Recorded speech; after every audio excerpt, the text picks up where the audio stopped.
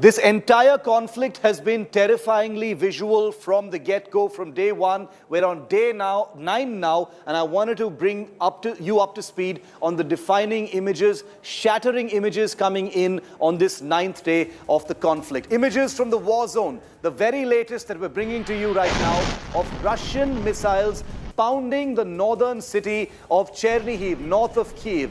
The capital city of Kyiv also in parts being attacked, parts of it broken to pieces, but fighting back. A massive firing spate is on by Russian troops.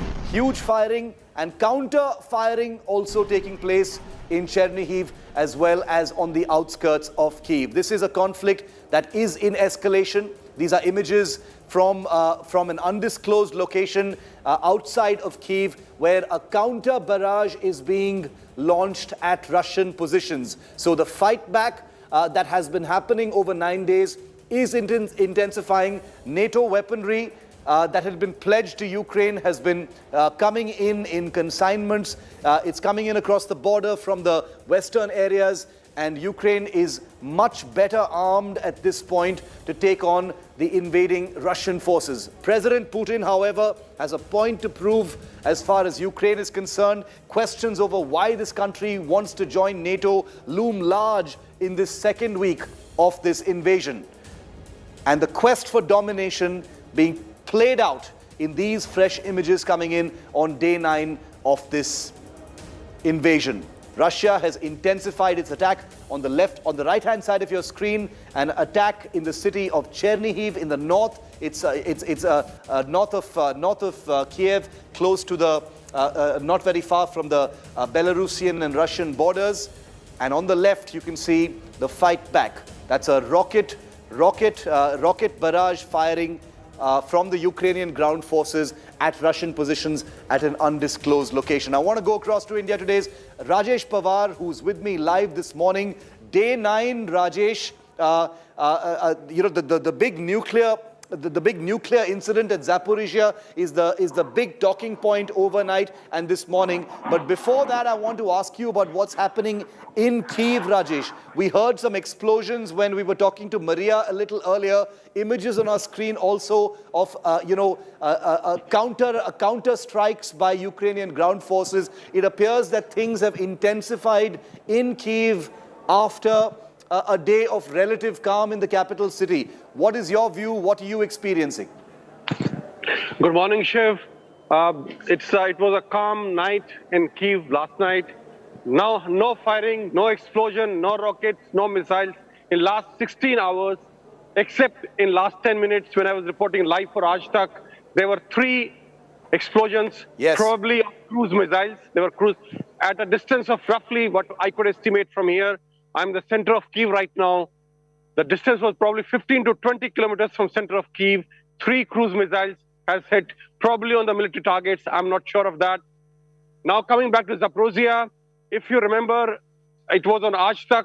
I had predicted yesterday that Zaporizhzhia will fall tonight most likely and Russian forces will capture it. Nobody was covering it anywhere in the world media or in media, because I had reports that Russian army is constantly on the move in the east of Ukraine. They're moving continuously forward towards west.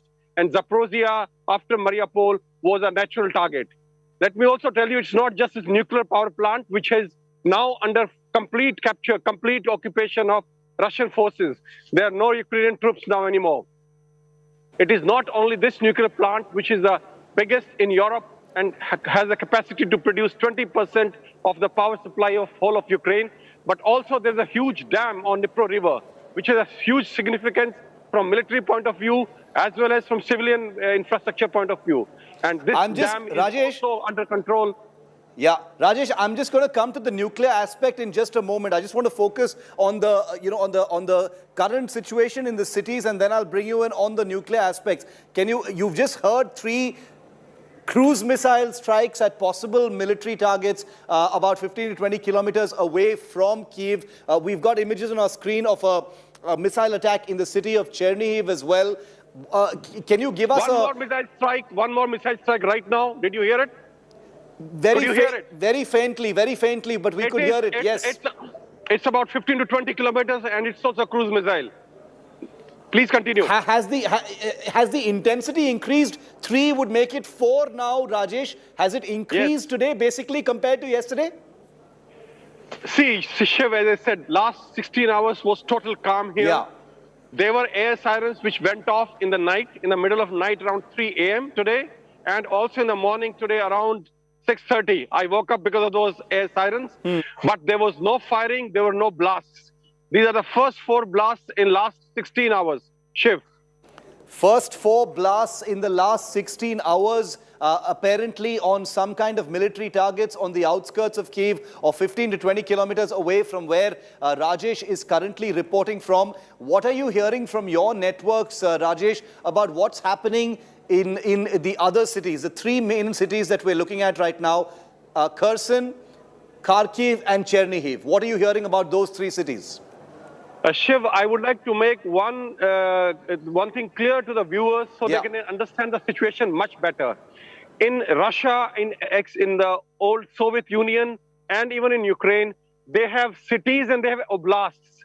When they say Kharkiv, sometime, especially the Ukrainian or Russian journalists, when they will be talking to you, would mean oblast, whereas Kharkiv is also a city. So when you say Kharkiv has not been captured, that could also mean the oblast has not been captured.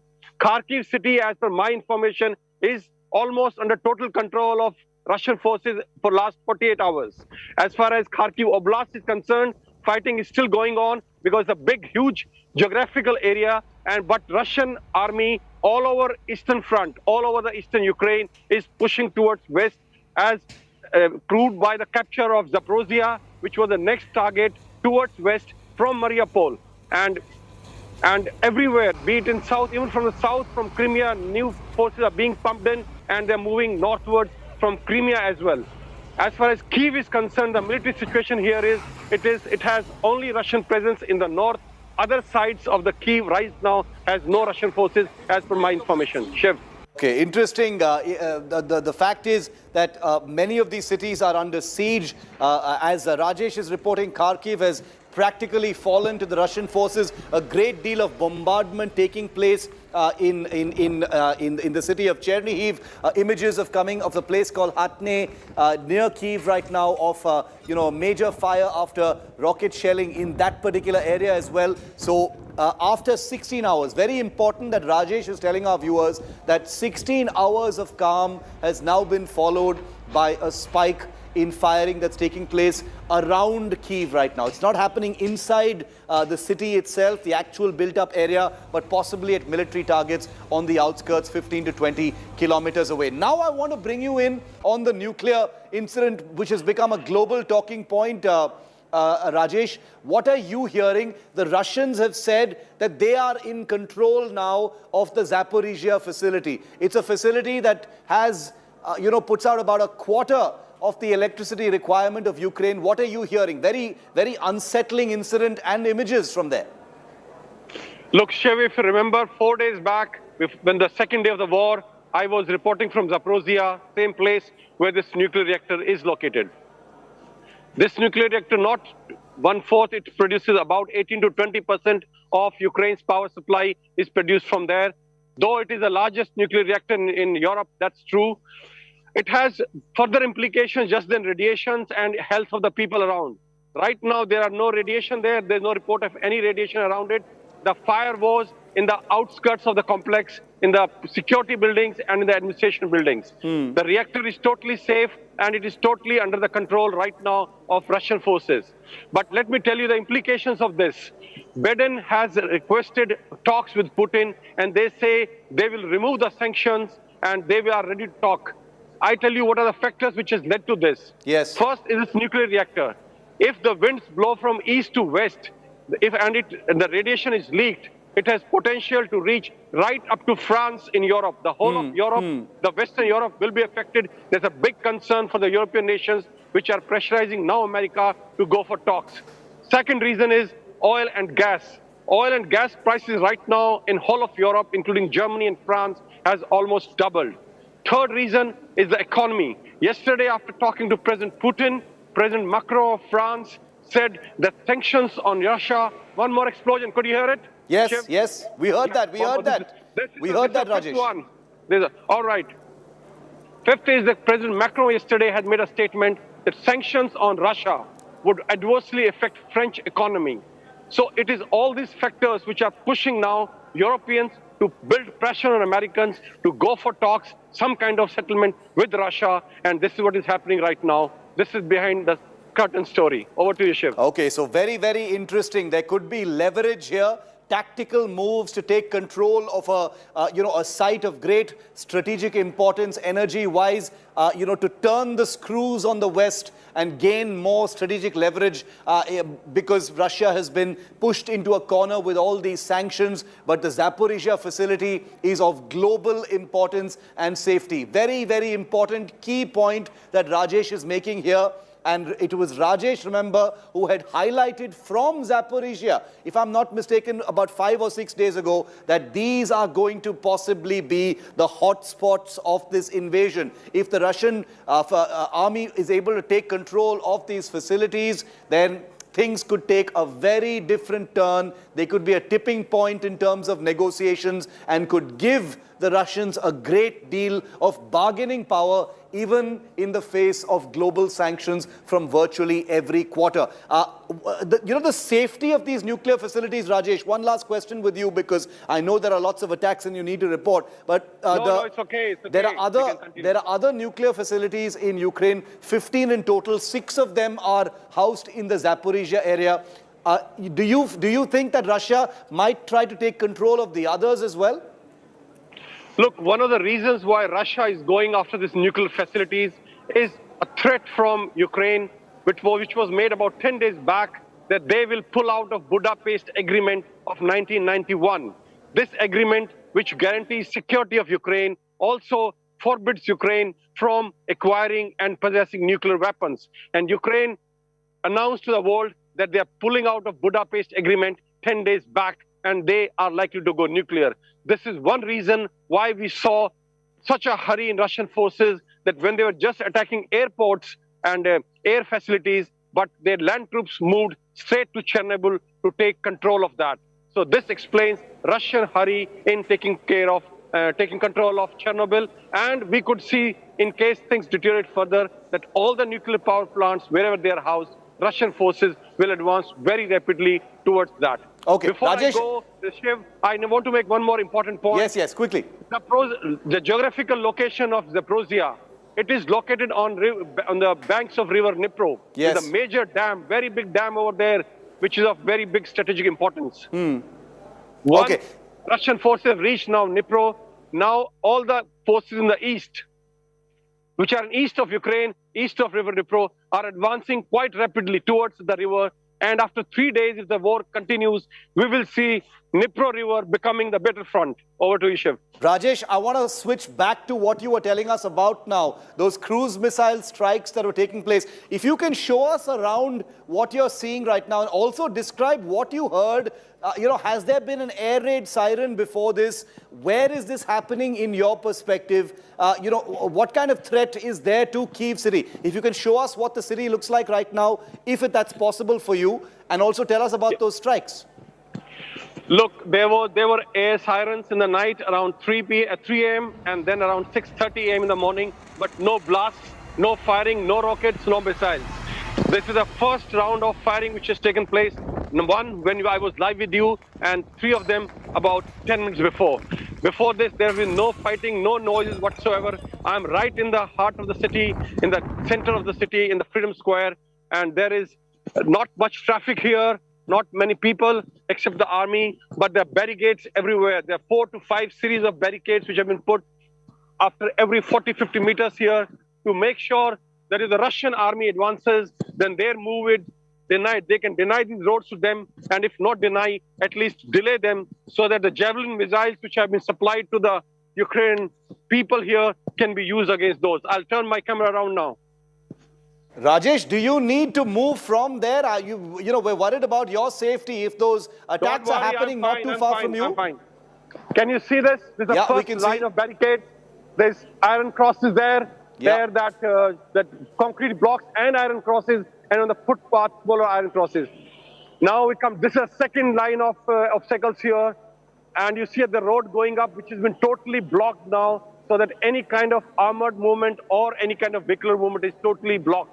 That's the third, if you see a little away, and the fourth one in the far distance. There's a four consecutive obstacles put on this road to make sure that this road, if need be, can be denied to any invading army. Shiv. What do you think is being attacked 15, 20 kilometers away, Rajesh? In your view, a lot of military facilities, around Kyiv. What do you think is being attacked at this time?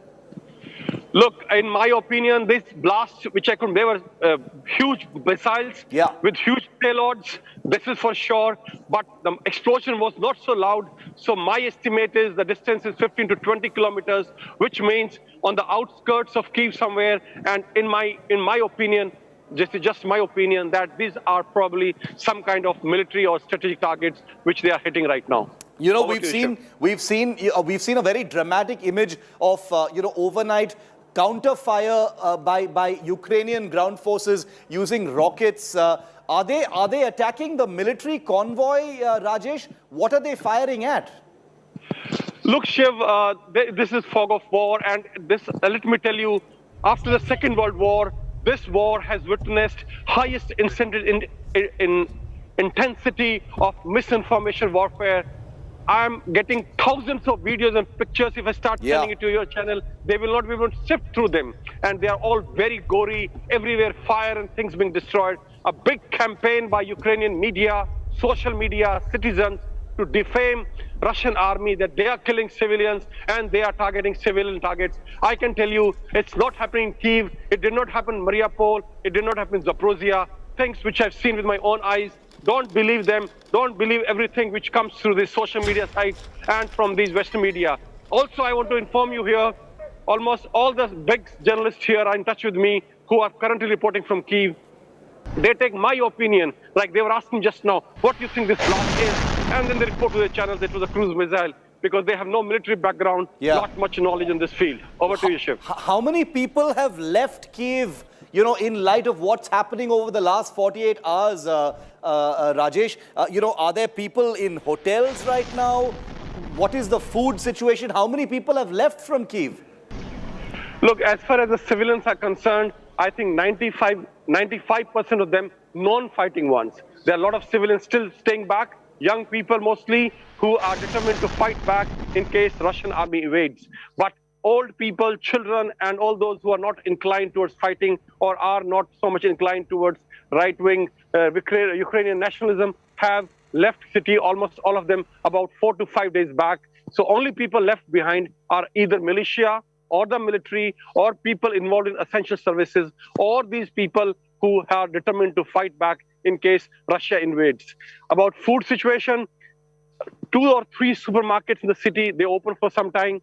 Food is coming now. There was a big shortage 2 days back, but yesterday and day before yesterday, some amount of supplies have come in, and food situation is a little better now.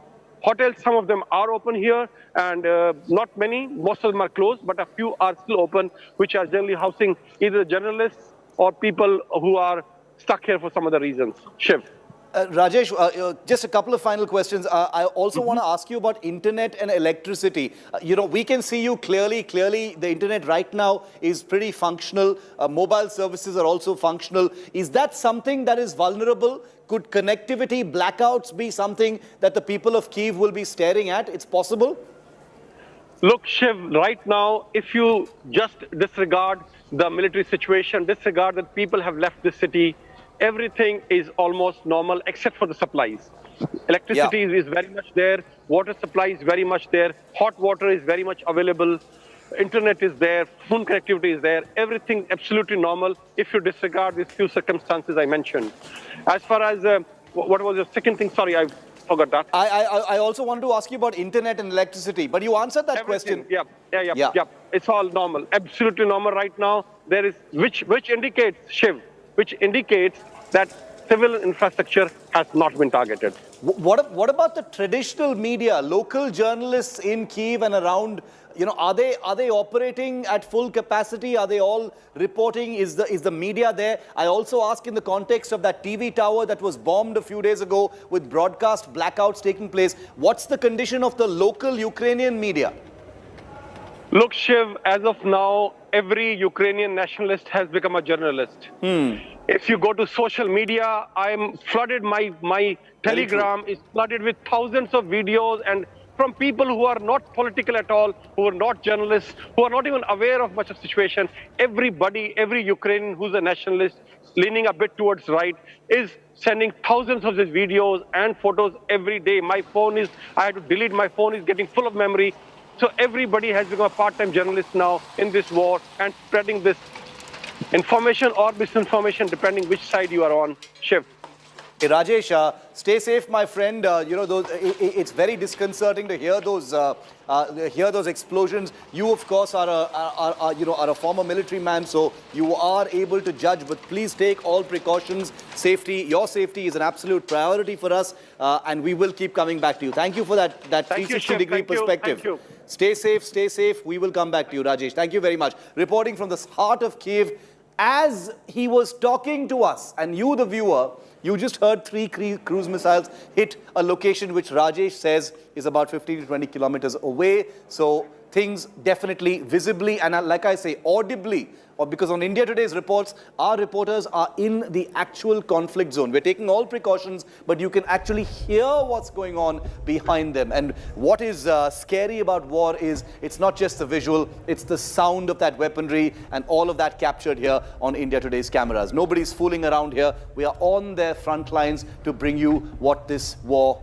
really looks and sounds like. Taking you straight back to the big developing story from today, which is the nuclear incident in the Zaporizhzhia nuclear power plant that was shelled by Russian forces earlier today. We've got dramatic images of that shelling, which we're going to put here. Here you have it, the images of that shelling. I want to get in an expert view. Amol Deshmukh is a nuclear forensic scientist who joins us live from Mumbai this morning. I want to get a quick expert view from Mr. Deshmukh on this. Amol, what are you making of this? Zaporizhzhia houses the largest nuclear facility in Europe. Big implications, and it was shelled by the Russians. Mercifully, the reactor complex is safe. How scary is this? What kind of a threat is this? Yeah, it was a very shocking news for everyone because this is one of the critical nuclear facility, not for the Ukraine, but for the entire Europe. So as you know that it is one of the biggest nuclear power plant of the Europe, which produces not only 25% of energy, but it is supplying energy to many critical infrastructures of Ukraine. So we all know that the biggest nuclear disaster which has happened, that happened in the same country. So these nuclear reactors which are created now are much advanced type of nuclear reactors.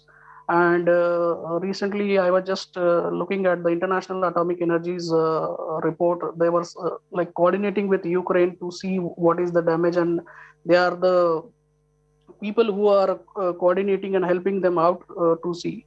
So basically, this was mostly normal fire incidents, like not bigger weapon were used. They were more like small shelling was done.